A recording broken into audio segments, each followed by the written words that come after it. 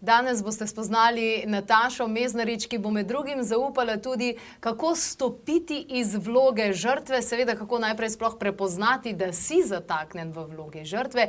Zaupala pa nam bo tudi kakšen del iz svojega življenja, ko je bila zelo na tleh pred tem, da reče, ok, dosti te zemeljske izkušnje, pa do tega, da je vzela življenje resnično v svoje roke in postavila nova pravila igre, ki več kot očitno odlično delujejo. Lepo pozdravljena, dobrodošla. Dober dan, hvala lepa. Iz Žalca prihajaš k nam, ljudje te poznajo tudi po tem, da jim prideš obrezati drevje. Ne? Tudi ja, urediti okolice.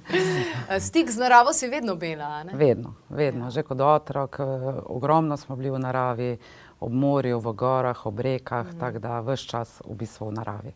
Kaj te je v bistvu pripeljalo do tega, da si rekla, dosti imamo vsega, nekako ne bi več?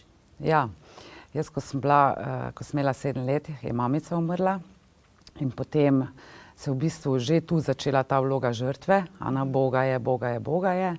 In potem je bilo dosti v bistvu doma, oče se ni znašel v tej vlogi in sva sestra je bila 12 let stara, smo v bistvu prevzeli vlogo vsega, ne, čiščenja, likanja, kuhanja, vse. Tako da nisem imela nekaj veliko do otroštva, bilo je tudi dosti nasilja, potem so se dogajale drugačne zlorabe še. In potem sem imela prvega otroka, se ločila, sama ga vzgajala, drugega se mi je enaka zgodba ponovila, isti vzorec, nasilje v odnosih partnerskih. In v bistvu nisem mogla več, ne, in za vse sem druge krivila, za vse so bili drugi odgovorni, nisem znala v sebe pogledati in jaz pač nisem več mogla in jaz bom končala življenje, ne. Kaj je bil tisti turning point, tisti trenutek preobrata, ki si rekla, pa se jaz ne rabim iti po tej časovni liniji, mislim, po temu domino efektu, jaz lahko grem čisto drugače. Kaj te v bistvu? Ja, jaz takrat, ko sem bila v bistvu v tej res globoki depresiji, dali so mi diagnozo tudi šizofrenija, bipolarna motnja, vse recimo v psihiatrični bolnišnici, bila sem na antidepresivih, antipsihotikih in vse to, če pogledaš malo te kontraučinke, ne, vse to tvori v bistvu, kar sem jaz imela, ne. In takrat nisem čutila ne ljubezni do sebe, ne do otrok, zelo sem se bojevala ker mi je bilo res težko v bistvu Nežko stuširati, za njo skrbeti in tako naprej, ne, bila sem res tako žalostna, v nemoči, v obupu, v strahu, brez denarja popolnoma, ne. In v bistvu sta se dva taka dogodka zgodila, da ko sem šla k sestri in smo se pogovarjali, jaz jočem skozi in je rekla, da sta me zbudila ta dogodka, ne. Je rekla, jaz te imam dosti, ali pa iz te vloge žrtve ven, ali pa naredi ta konc, ne. In takrat je meni prvič, jaz sem v vlogi žrtve, kaj sploh to je, ne, sploh nisem vedela. Drugi je pa bil, ko sem se s prijateljico pogovarjala in sem se skozi jokala in je rekla, Nataša, si ti zamisliš lahko, glede na to, da sem tak vizualen tip, ne, da iz tega podna, ko si zdaj, iz te teme, iz tega obupa, prideš na vrh gor, da samo obrneš in se meni ta slika pokaže, in iz tistega joka se jaz začnem smejati in rečem, ja, je mogoče, ne. In prvi koraki so bili v bistvu predavanje od Barbke Špruk in čist nisem se mogla niti sama peljati skozi v joku in verjela sem ji, vera, če je ona zmogla, bom zmogla jaz. In sem začela v bistvu delati korake, mečken po mečken, ne. Tako da se da. Glede na to, da danes to govoriš brez nekega čustvenega naboja ozadej, mi to komunicira, da si zadevo res čustveno sprocesirala, nisi sam dala pot. Ja, ne, nisem dala, včasih, ko sem o tem govorila, so še vedno bile solze zraven prisotne, vedno bolečina. Zdaj pa čisto odprto, lahko z vsakim to govorim, zato ker tudi v bistvu na tak način lahko podpiram ljudi in pomagam v bistvu svojo zgodbo in zato jo tudi delim med vsakega. Bila sem tudi recimo, mi ni nerodno povedati, da sem bila kar fejsto alkoholu noter, marihuano kadila, se pravi, to je bil popoln odmik tudi, ne. Ampak ko sem začela na terapije hoditi, pa to raziskovati, v bistvu globine sebe, kar spet ni bilo lahko, bom rekla, ampak je pa veliko lažje, ko pa celo življenje to vleč, ta obup, ne, in nemoč. In tudi na terapijah je kričanje, je jokanje, je tresenje, ampak prideš do jasnosti, zakaj si to počel, zakaj se to dogaja v tvojem življenju. In pri tebi so bile te travme iz otroštva, ki so se začele? V bistvu vse iz otroštva, nekaj tudi iz prejšnjih življenj potegnemo, ne. Drugače pa iz otroštva. Jaz vedno rečem, da je vse izhaja iz otroštva. Tudi tisto, ko je imel, bi rekel, idealno otroštvo, perfektno otroštvo, sigurno je nekaj takega bilo, da lahko spremeni, no. Če se bo upal pogledati o sebe, ne. Je pa treba biti pogumen, ne. Ti si pogledala tudi v svoje vzgojne vzorce. Ja. Kaj si tukaj odkrila? Ja, kar ponavljala sem, pač vzgajaš, ne vede, da vzgajaš, ne. In zdaj, za Jakoba mi je kar dobro uspelo, recimo, ne, kljub temu nezavedanju. Tako da je zelo krasen fant in vse super. Nežka pa ima v bistvu ADHD, avtizem, čustveno-vedenjske motnje, pa motnje pozornosti, ne. In tu se zdaj učim, ne, in kar bi jaz v bistvu, da sem pri sebi res začutila, pa da mi je bilo najmočnejše, kar sem v bistvu v življenju dojela, je to, da smo za vse odgovorni sami. Ne krivi, ker krivda je en tak sistem, ko te v bistvu potegne še v bolj obsojanje sebe, ne zmore, spet si v nemoči, je najnižja v bistvu na vibracijski lestvici, ne. Ampak da si pa rečeš, ok, jaz sem odgovoren, zdaj ne vem, če ta stavek tu paše, ampak to je moj stavek, sem rekla, če sem skreirala sranje, lahko tudi sanje. In zdaj grem proti sanjam. Ne? In tudi, kar se tiče, so izzivi pri Nežki, vse mama izzive, ni še to tak odnos, ko bi ga jaz želela. Ampak grem proti temu, da bi ga spletle, recimo, ne. Vem pa, da sem jaz odgovorna, da jo jaz moram razumeti, da je ona samo moje ogledalo, v katerega se jaz gledam, kaj moram spremeniti.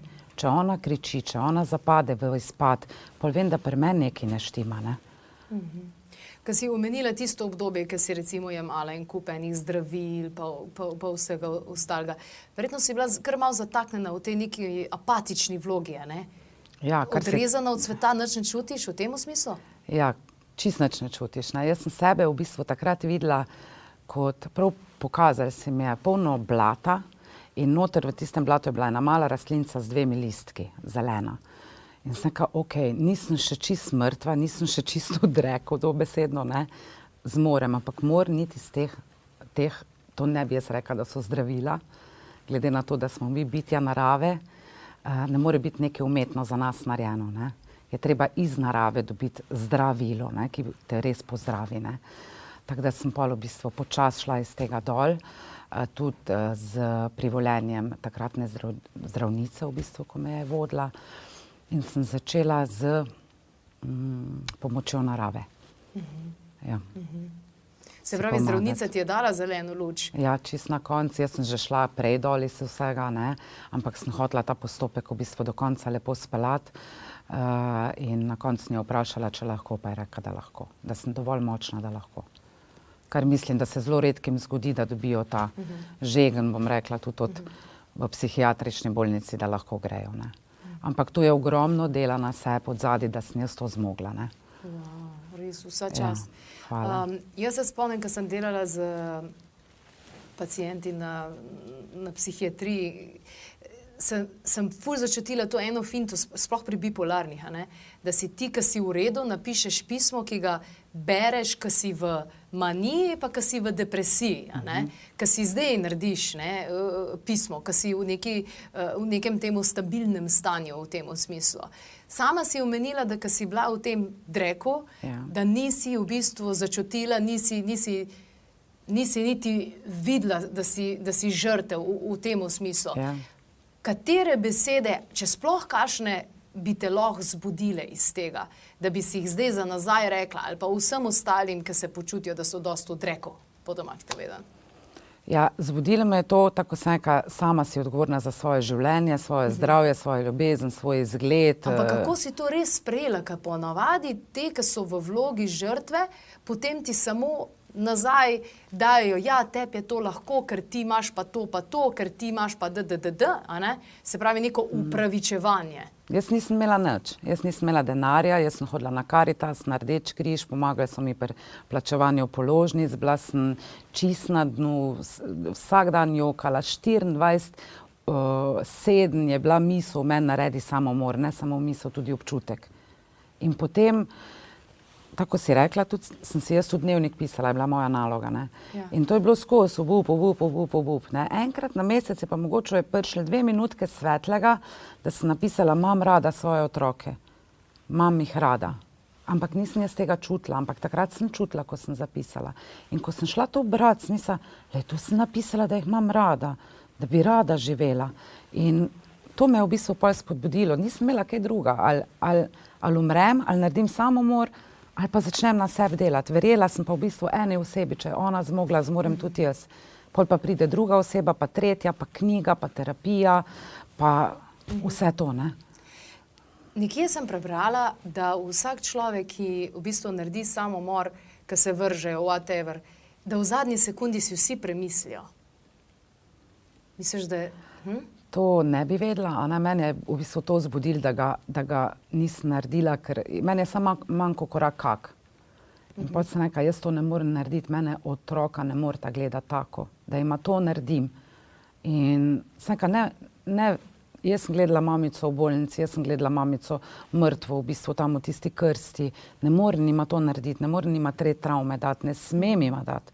In potem sem tudi to samomor brala, da pač ni tako stanje, ko je drugače, da preidemo v višje dimenzije in tako naprej in kaj se z dušo dogaja, da sem se o tem izobraževala in sem videla, da v bistvu ni to naravna pot, ne. Da boš obstala tudi kot duša tukaj, ne. Ja. Kdo sem jaz, da bom to prekinila, ne? Dano mi je bilo življenje, najlepšo darilo, kar ga je možno dobiti. In ko ti veš, da lahko iz tega darila narediš, kar želiš, kar hočeš, črpaš nekaj moč. Tudi takrat, ko jo ni, ko se ti ne zdi, nič nisem spremenil, nič se ne pokaže na boljš, ampak gre na boljš. In dobiš podporo in nauči se v bistvu, da si sam afirmiral, da si sam mantro dobesedno to, da si prišel do tega občutka. In potem začneš druge stvari mantra, tiste, ko si jih želiš in ko te peljejo do zmagovalca oziroma do tvojih želj. Wow. Res si navdihujoča oseba. Hvala. In zanimivo dušno pogodbo imaš, no? Ja. Jaz vedno rečem, Bog je pa meni dal življenje, kdorkoli, pač karkoli, kdo verjame. Tle na zemlji pa res ne vem, če mi kakšne zemeljske izkušnje ni dal, kar se tiče v narekovajih travm. Ampak to pol, ko enkrat pogledaš, so največji zakladi, niso več travme. Ne? Ampak to te da pa v pozicijo, kjer lahko dejansko res pomagaš drugim, ker jih lahko razumeš, a ne? Ja. V tem smislu. Ker če ne bi imel te izkušnje, jaz ne morem enemu pomagati, recimo, ne vem, dobro, jaz sem zdaj rekla, sem vse imela. Razumem tistega, ko je v alkoholizmu, razumem tistega, ko recimo kakršnekoli droge jemlje, ko je v depresiji, ko je v paničnih napadih, ko je v strahu, ko je v žalosti, ko je v jokanju, v bistvu, da mu je nekdo umrl, vse to razumem. Ampak tako kot sem rekla, ogromno znanja je tu odzadaj. Ne samo znanja, to ni prebrana knjiga, pa bomo pozabili. Vse to vsak dan je treba vaditi, upeljevati v svoje življenje. Iz teorije v prakso, ne? Ja, drugače ni čisto nič, ne. Hvala lepa za vse te besede v naši družbi iz Žalca, Nataša Meznarič. Evo, vam pa, gledalci in gledalke, svetujemo, da mogoče začnete z pisanjem od dnevnika osebne rasti. Zdaj mogoče vsak teden vam ne bo ratalo, vsak dan vam ne bo ratalo, zato je pa tole zadeva, ki je namenjena, da vpišete enkrat na mesec. Torej, enkrat na mesec počekirate, kje ste s fizičnim telesom, tudi s kilom, pa seveda tudi mentalno in vse ostalo. Dnevnik osebne rasti se imenuje Zadeva in je orodje tega meseca, ki smo ga izbrali za vas. Več informacij na klepet@kavi.si, kjer najdete tudi zelo dobro orodje, da se sprehodite po video knjižnici vseh minulih posnetkov, ki bi vas utegnili zanimati.